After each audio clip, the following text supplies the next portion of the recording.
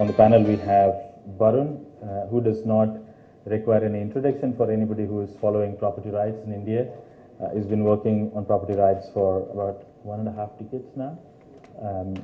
And then, of course, we have Advocate Prashant Narang. He's worked a lot in a campaign that is trying to make it easy for people like rickshaw pullers and auto rickshaw wallahs to grow and fight for their economic freedom.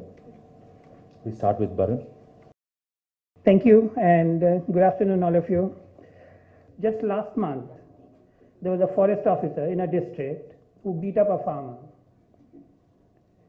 He had to sign on stamp paper a written apology, acknowledging that he should not have done it and that he is not going to repeat this mistake again. This is unthinkable. Forest officers in such village areas are almost like kings. That's empowerment. That's stunning. You know, you saw the well that they were digging. We have a program, the National Rural Income Guarantee Scheme, where the government allocates a certain amount of money and employs one person from a family for a few days or 100 days in a year. But the money takes 6, 7, 8 months to come. That well is being dug by 8, 10 relatives of families, extended families, on their own labor, without waiting for any government fund to come to them. That's empowerment. One guy told us in one such meetings that when they go to a government office now, they're treated with respect and they're even offered a glass of water. And those of you who know India, given our caste structure, that's a sea change. That's empowerment. To me, this is a virtual Magna Carta taking place in front of our eyes 800 years later. Magna Carta, you could criticize that it was for the rich barons who fought for their own rights. But today, in an independent democratic republic, it's the people who are standing up.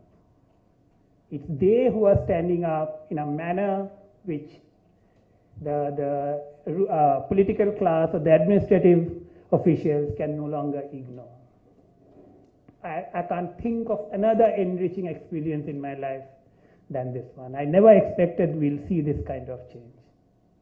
We were only trying to see that we'll try to get some people, get their titles, and that will be it. That's my own learning, and that's what I wanted to share. Thank you.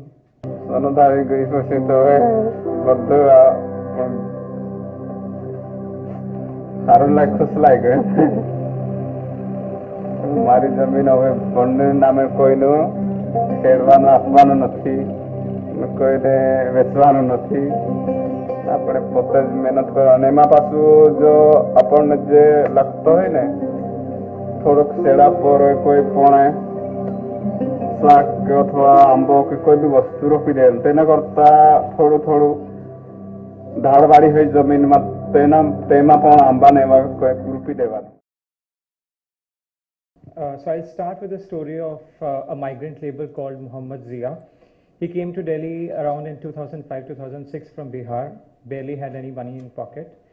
The easiest thing for a migrant labor to do in Delhi is to pull a cycle rickshaw.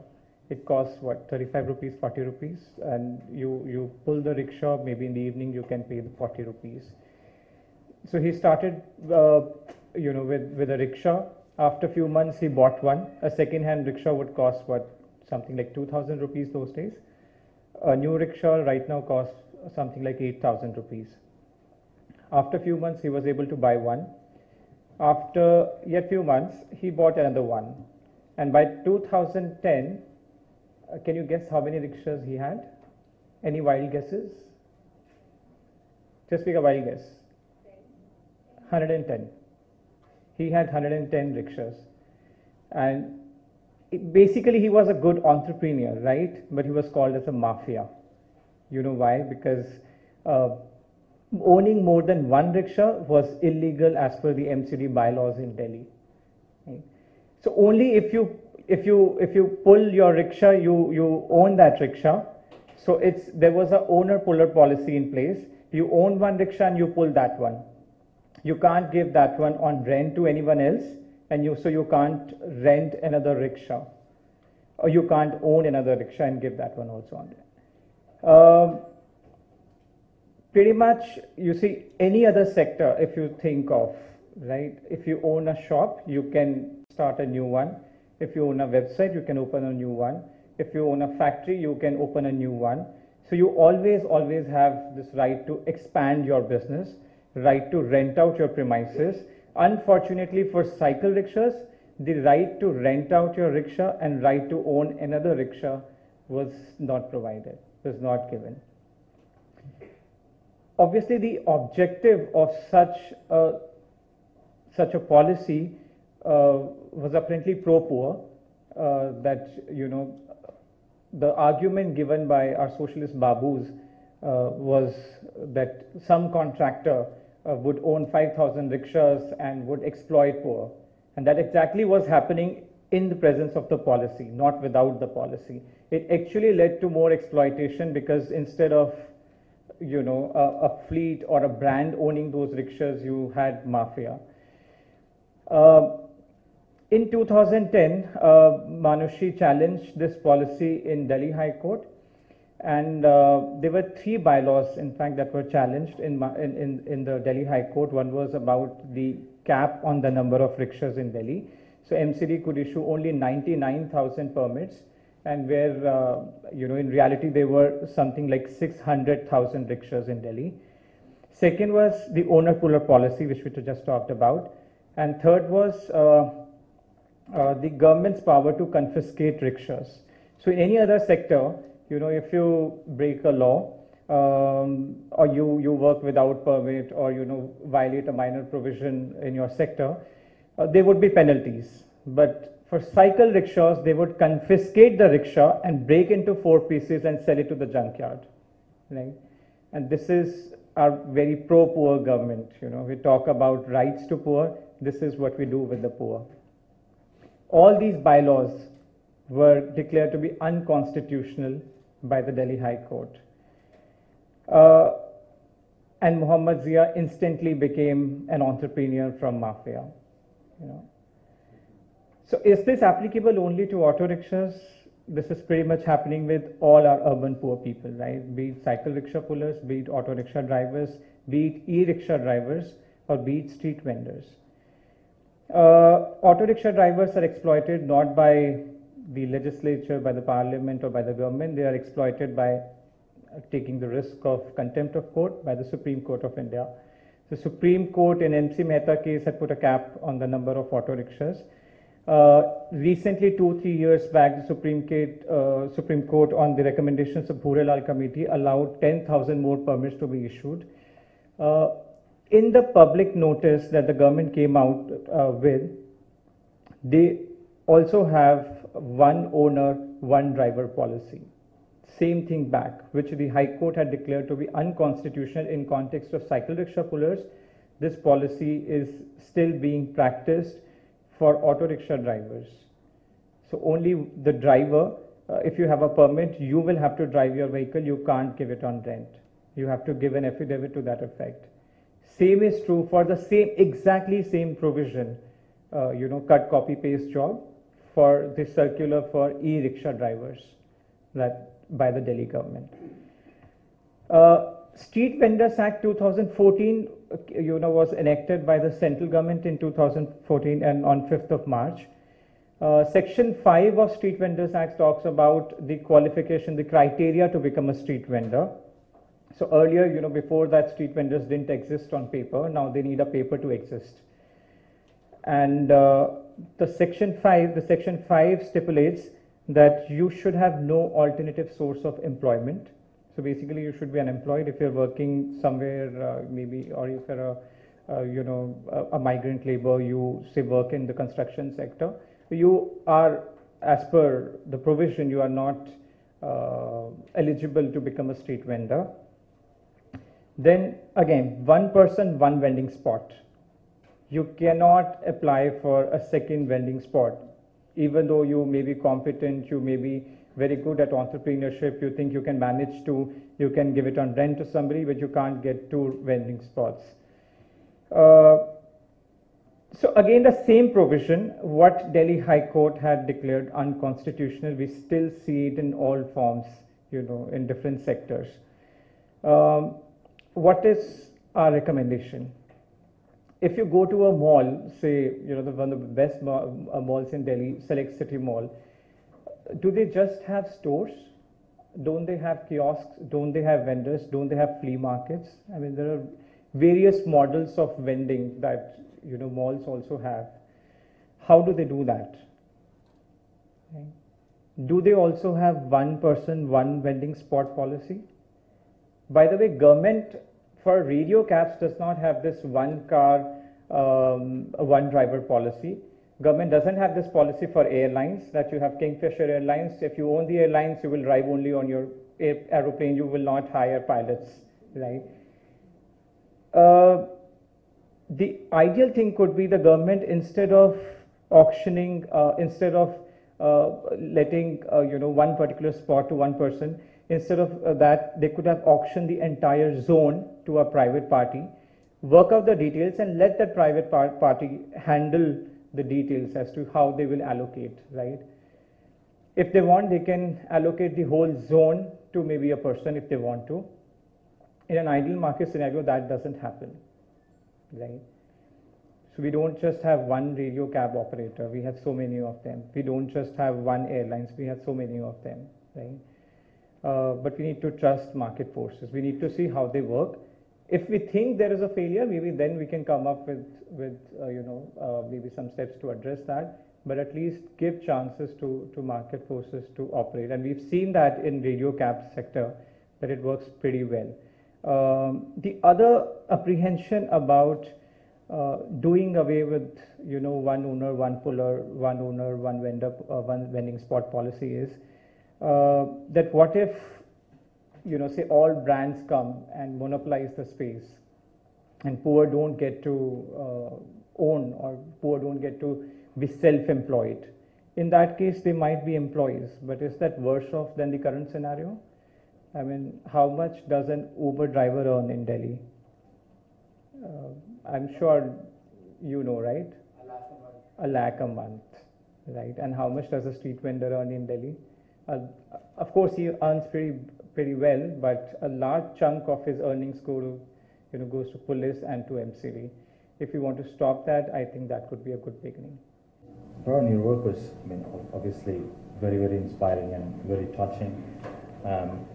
And here is a great example of how the objective of the state is to help the poor. They come up with the law, but the law becomes the impediment, and then people find a way, with the help of people like you, to come out of it.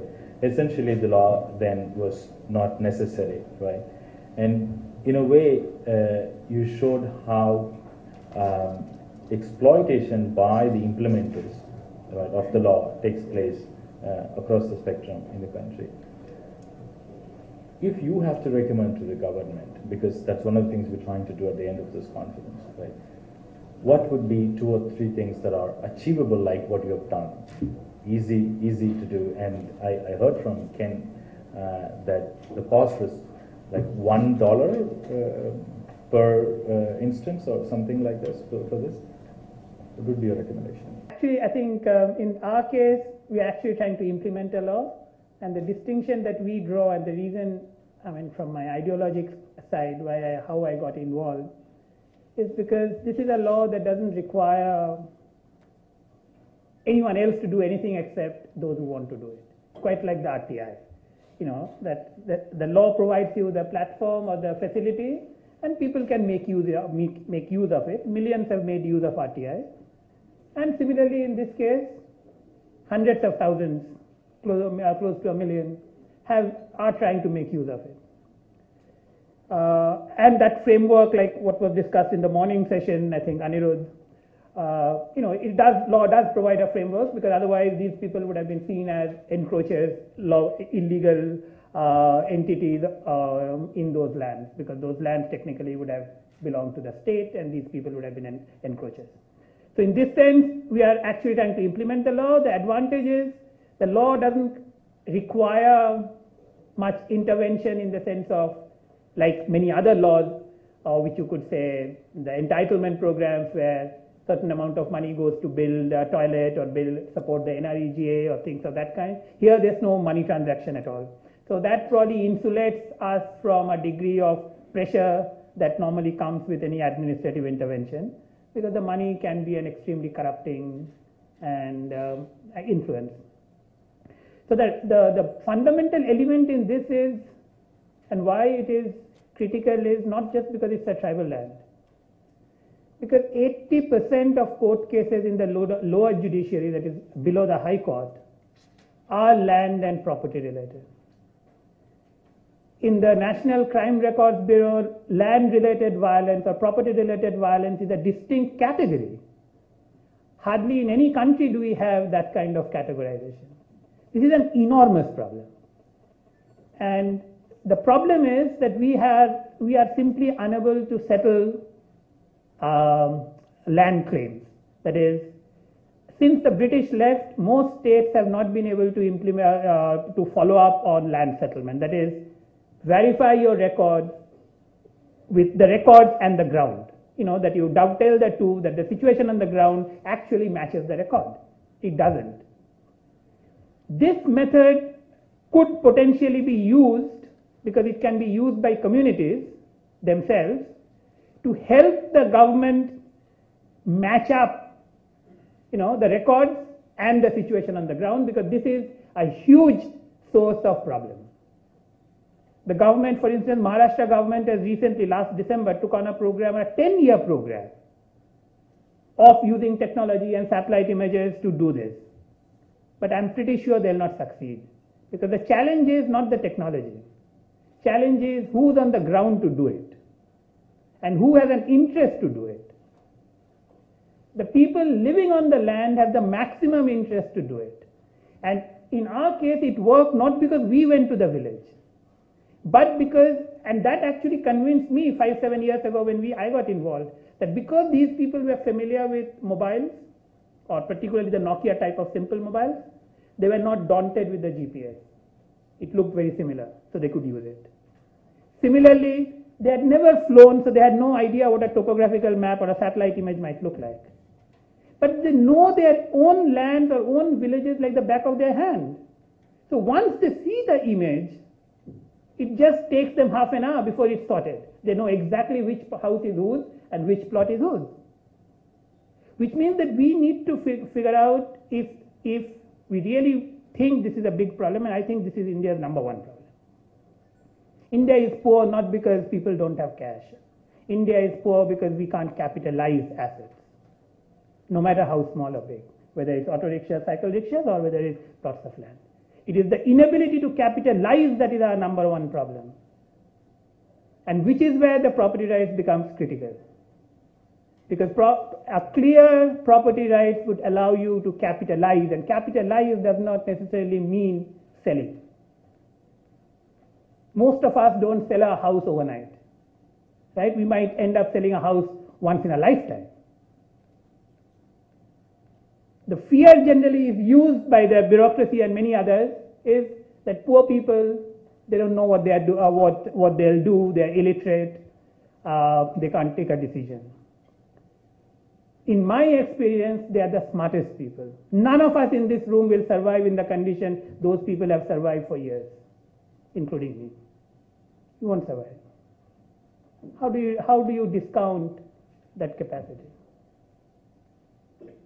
So if we really want to take this forward, not just because we want to help the poor, but this is to, in my mind, the most essential element in India today, that people cannot capitalize their assets.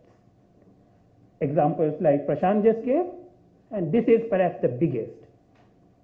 We will simply bootstrap ourselves into development if we clear up our land records and allow property transactions with least problem. In Delhi, how many of you can buy or sell a piece of property completely paying in white? It's almost impossible. Why is it so? This is India's #1 challenge. And we have to figure out how this is a challenge that affects not the poor. This is the challenge that affects the Tatars. They had to move out of Singur because of the protest. This is a challenge that affects Amitabh Bachchan. He landed into a scandal a few years ago in Uttar Pradesh because of claiming agricultural land. This is a problem that affects virtually every Indian. No one can escape it. And we really need to understand that if we really want to help this country, we need to figure out how the capital assets can be capitalized, which means first step is clear titling and records. Do you think there is a solution like what Varun had, using technology to create a very compelling case against the kind of repressive laws that you mentioned, the problems for the urban poor? I know it's not related to law or anything, which just struck me before we... Well, I think technology can help them, but technology cannot compensate for bad laws. So if you have restrictions that hinder their development, that hinder their growth, technology cannot be a substitute. I'll give you an example in case of auto rickshaw drivers. So for past 15 years, since there has been a cap on the number of auto rickshaws, and so with the consequence that and plus there's a government mandated fare on what they can charge. Most of the Delhi drivers are rude, and if you look at the newspaper reports in past 15 years on this issue, media will tell you that it's a problem with genetics, it's a genetical problem, it's a problem with Yamuna water, it's a problem related to psychology, it's a problem related to politics, a problem between urban middle class and urban lower middle class. And so they would dedicate this problem to every possible stream of social sciences but economics. I think you cannot explain, you cannot have a substitute for simple demand and supply or other simple economics, principles of basic economics. So you have to do with such archaic restrictions. They don't exist. Even if they exist in New York, for example, medallion systems, these are documented problems. There also the permit costs something like in millions, and so in Delhi the permit costs what, 5 lakh to become an auto rickshaw driver. You have to invest something like 5-6 lakh rupees. Who would go by meter? Nobody would go by meter. So unless we do with restrictions, I don't see how you can develop as a nation, as a community. You can't with no technology.